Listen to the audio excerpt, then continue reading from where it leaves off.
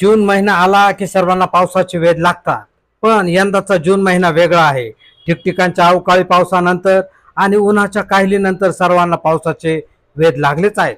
पण त्याचबरोबर वेध लागलेत ते म्हणजे जून अखेरीस पार साता समुद्रापलीकडे T20 विश्वचषक विजेतेपद कोण मिळवतो आहे याचे. आपल्याकडच्या पावसाच्या दारांबरोबर तिकडे अमेरिका आणि वेस्ट इंडिजमध्ये बॅटमधून धावाही बरसणार आहेत. यजमान अमेरिका आणि कॅनडा यांच्यातील सामन्याने विश्वचषकाची सुरुवात झाली आहे. ते संपूर्ण महिनाभराच्या धामधुमीनंतर बार्बाडोसला 29 जूनला अंतिम सामन्यात विश्वविजेता असेपर्यंत चालू राहील. T20 विश्वचषकाची ही 9वी आवृत्ती या निमित्ताने अमेरिका क्रिकेटच्या पटलावर पुन्हा येत आहे. 2028च्या लॉस एंजेलिस ऑलिम्पिकमध्ये क्रिकेटचा समावेश झाला आहे. तेव्हा या 4 वर्षात अमेरिकेत क्रिकेट प्रसार वाढवायच्या निमित्ताने या विश्वचषकाचा काही उपयोग होतो का ते दिसून येईल. कसोटी क्रिकेटचे रूप छाटत छाटत T20 पर्यंत आणण्याचा मुख्य हेतू होता तो क्रिकेटला ऑलिम्पिकमध्ये पोहोचवणे. तो हेतू तर साध्य झाला. गेल्या वर्षी आशियाई स्पर्धेत क्रिकेट चीनच्या भूमीवर खेळल्यावर आता ते विश्वचषकाच्या व्यापक रूपात अमेरिकेत खेळले जाईल. पण इतके करून अमेरिकेत क्रिकेट रुजेल असे वाटत नाही. याची कारणे 2 आहेत. एक म्हणजे प्रामुख्याने हा ब्रिटिश खेळ असल्याने मूळ अमेरिकन क्रिकेटला फारशी किंमत देत नाहीत आणि देणारही नाहीत. तेव्हा बेसबॉलचा प्रेक्षक आपण क्रिकेटकडे वळवू अशी ICCची आशा असेल तर ती भाबडी आशा आहे. दुसरे कारण म्हणजे क्रिकेटसाठी लागणाऱ्या सोयीसुविधा आणि हवामान. अमेरिकेत जे लीग क्रिकेट खेळले जाते त्यासाठी लागणारी क्रिकेटची साधन सामुग्री अजूनही मोठ्या प्रमाणावर आयात केली जाते. वर्षाचे 12 महिने लागणारे मैदानाचे क्युरेटर पोसायला अमेरिकेतल्या कुठच्याही मैदानाला जड जाईल. त्यात ज्या ठिकाणी प्रचंड बर्फवृष्टी होते तिथे हे जमणे कठीणच आहे. मैदानाची आणि खेळपट्टीची काळजी ही एखाद्या जत्रेमध्ये तयार करण्यात येणाऱ्या कुस्ती मैदानासारखी तात्पुरती सोय पाहण्याची गोष्ट नाही. ICCने 2021 मध्ये जेव्हा अमेरिका आणि वेस्ट इंडिजच्या T20 विश्वचषकाच्या आयोजनाच्या संयुक्त प्रस्तावाला मान्यता दिली तेव्हा अमेरिकेतील क्रिकेट प्रसाराच्या निकषापेक्षा अमेरिकेतील भारतीय आणि पाकिस्तानी वंशाच्या लोकांच्या विश्वचषकासारख्या लाईव्ह क्रिकेटच्या सामन्यांवर उड्या पडण्यावर जास्त अपेक्षा होती आणि ती सफल झाली. अमेरिकन माणसाला मग भले तो मूळचा भारतीय का असेना समर सीझन हा प्राणप्रिय असतो आणि बॉलिवूड शोच्या दरवर्षीच्या फडापेक्षा जर क्रिकेटचा फड लागला तर वाटेल ती किंमत मोजून ते सामन्याला येतील हा ICCचा अंदाज खरा ठरला आहे.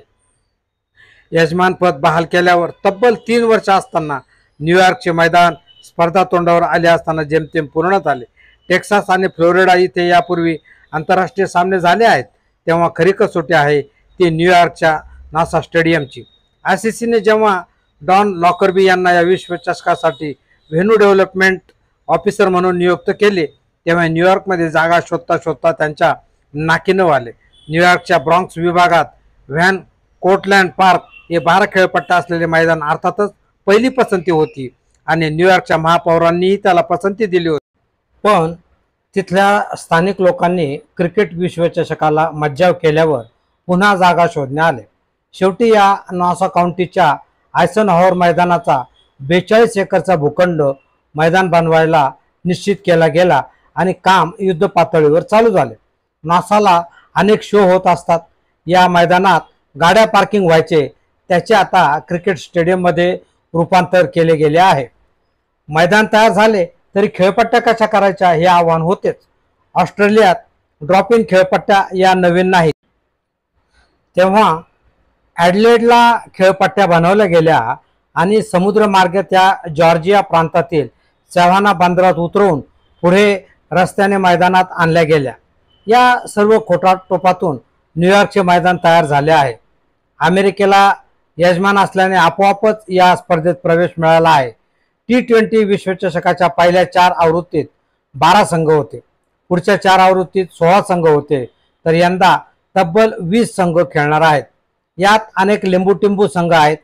युरोप पात्रता फेरीतून स्कॉटलंड, आशिया पॅसिफिक पात्रता फेरीतून पापुआ न्यू गिनिया, अमेरिका विभागातील पात्रता फेरीतून बर्म्युडा, आशिया पात्रता फेरीतून नेपाळ आणि आफ्रिका पात्रता फेरीतून नामिबिया असे अनेक संघ यंदा स्पर्धेत आहेत. T20 क्रिकेट हे जो संघ त्या दिवशी राजा असतो त्याच्या असते, तेव्हा या लिंबूटिंबू संघाकडूनही काही धक्के अपेक्षित आहेत. 20 संघ असल्याने यंदाचा स्पर्धेचा आवाका वाढला आहे. 4 गटात प्रत्येकी 5 संघ आहेत आणि पहिले 2 संघ सुपर 8 स्पर्धेसाठी पात्र ठरतील. पहिले पात्रता सामने अमेरिकेत तर सुपर 8चे सामने वेस्ट इंडिजमध्ये होणार आहेत. अमेरिकेतील टेक्सास, फ्लोरिडा आणि न्यूयॉर्क, तर वेस्ट इंडिजमधील Antigua, Barbados, Guyana, Saint Lucia, Saint Vincent, Trinidad आणि टोबॅगो या 9 ठिकाणी सामने होणार आहेत. न्यूयॉर्कच्या ज्या मैदानावर भारतीय संघ सराव सामन्यासह 4 सामने खेळणार आहे ते शहरापासून चांगलेच लांब आहे. थोडक्यात सांगायचे तर सामना होणाऱ्या गावाचे नाव न्यूयॉर्क असले तरी ते मुख्य शहरापासून 60 किलोमीटर दूर आहे. अमेरिकेत 60 किलोमीटर अंतर अगदी कोपऱ्यावर आहे असे म्हटल्यासारखे जवळचे मानले जात असले तरी या मैदानावर जायला सार्वजनिक वाहतूक व्यवस्था चांगली नसल्याने सामन्यासाठी पोहोचायला प्रेक्षकांची चांगलीच दमछाक होणार आहे.